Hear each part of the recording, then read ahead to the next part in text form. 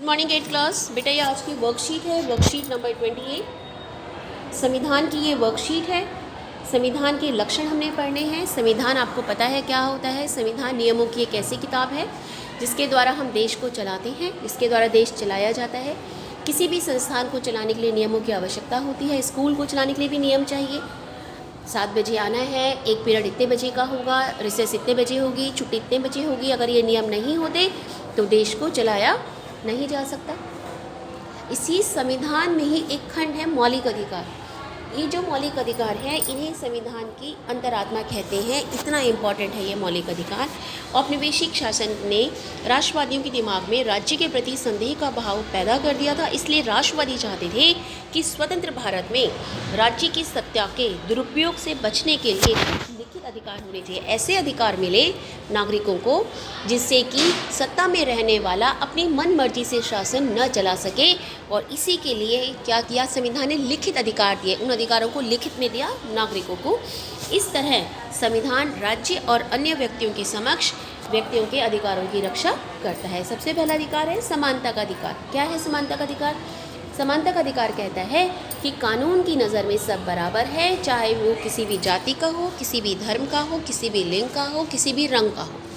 कानून इस आधार पर किसी के साथ भेदभाव नहीं करेगा। अगला है स्वतंत्रता का अधिकार। स्वतंत्रता का अधिकार कहता है कि नागरिकों को अभिव्यक्ति, भाषण की स्वतंत्रता, सभा संगठन बनाने की स्वतंत्रता, देश के किसी भी भाग में आने जाने और रहने तथा कोई भी व्यवसाय, पेशा या कारोबार करने का अधिकार है। ठीक है।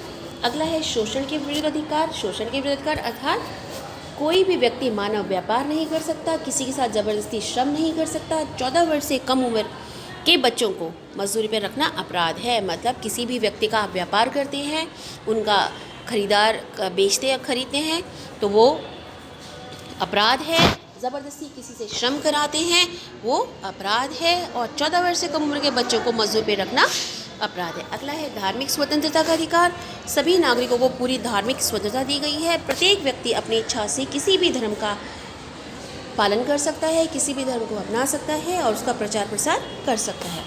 अगला है सांस्कृतिक और शैक्षणिक अधिकार। सांस्कृतिक और शैक्षणिक अधिकार कहता है कि धार्मिक या भाषाई सभी अल्पसंख्यक समुदाय संस्कृति की रक्षा और विकास के लिए अपने अपने शैक्षणिक संस्थान खोल सकते हैं। अल्पसंख्यक अर्थात जिनकी संख्या कम है, ऐसे धर्म या भाषा के लोग अपनी संस्कृति को बढ़ाने के लिए, उसकी रक्षा के लिए शैक्षणिक संस्थान खोल सकते हैं। अगला है संवैधानिक उपचार का अधिकार।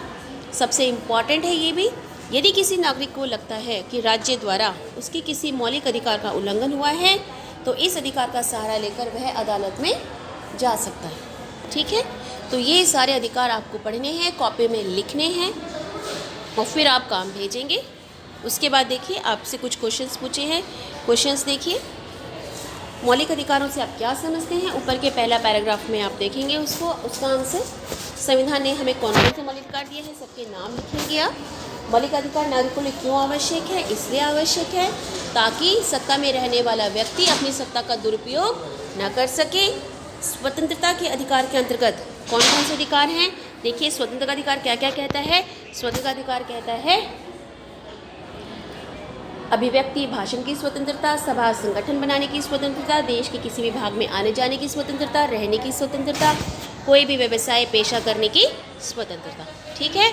वो तो क्वेश्चन करेंगे ही, लेकिन इन सारे अधिकारों को भी आप लिखेंगे और फिर आप काम भेजेंगे। सभी बच्चे काम भेजेंगे।